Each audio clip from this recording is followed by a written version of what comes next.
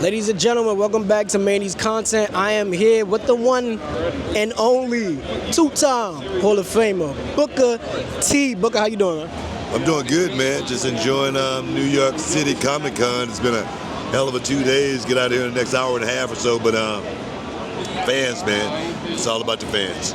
Yeah, I was just listening to your podcast, Hall of Fame podcast. You guys should subscribe. You guys were talking about, Buff Bagwell and stuff. I think that was the interview that dropped earlier today. How did that come to be, like the formation of the Hall of Fame podcast?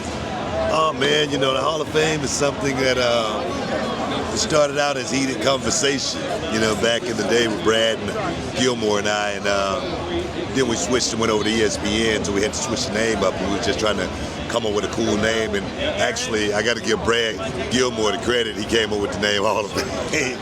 It's kind of hard giving Brad credit because it's something we go back and forth with as far as who's going to get the credit. Right. Normally, I'm getting the credit, but now he came up with the name, and it's actually a really, really cool name with me being a two-time Hall of Famer. It actually fit, but as well as being on ESPN, it's definitely a highlight for the week.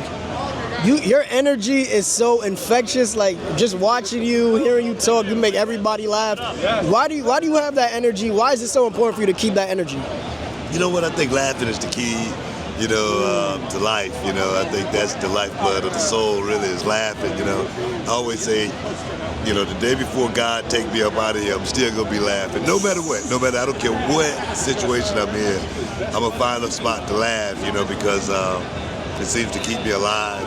I think when I just say, for instance, do commentating, my laughter makes everybody feel a certain way.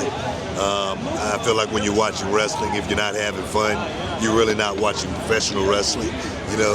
So for me, to the end, I'm gonna keep having fun. I know you have the Queen Sharmell here. What is your greatest moment with Queen Sharmell? I think our run as King and Queen. I don't think it could have gotten any better than that.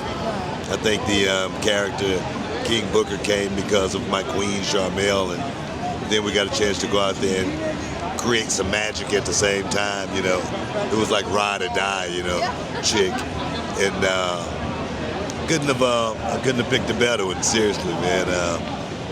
Our run was epic, and it was a time that I always look at in my career as perhaps being the best part of my career. It really was. I was watching the Undertaker podcast. You did mention you are the only King in the Ring that's been world champion. Yeah. How do you feel about that? That's a record. Nobody beating that. No, I never really thought about it until it happened. But I knew I knew I was creating something that was that had never been done. I knew I had created something that was different at that time as well. And it would have been blasphemous if I wouldn't have won the heavyweight championship, because I felt like at that time, even though I was in my 40s, I felt like I was at the best and at the peak of my career as far as my work goes. So only fitting. Yeah. One last question for you: what do you want to be remembered for? What does Booker T want to be remembered for?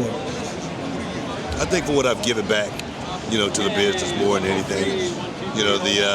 The next generation of stars that I create, the Roxanne Perez's of the world, I think is going to be my legacy, and the way I really want to be remembered. Looking for my third Hall of Fame ring. Oh yeah, that's coming.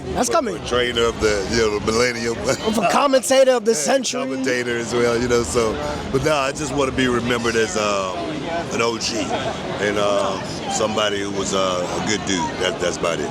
Look, I want to thank you because my father, he's on my necklace. He passed away. He always wanted to meet you, man.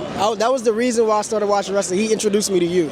So if my father was here, man, he'll be very happy. But thank you, Booker, for the time. I appreciate it, man. Awesome, man. You're making him proud, bro. Just keep doing what you do. I appreciate it, man. Thank you. Can you dig that?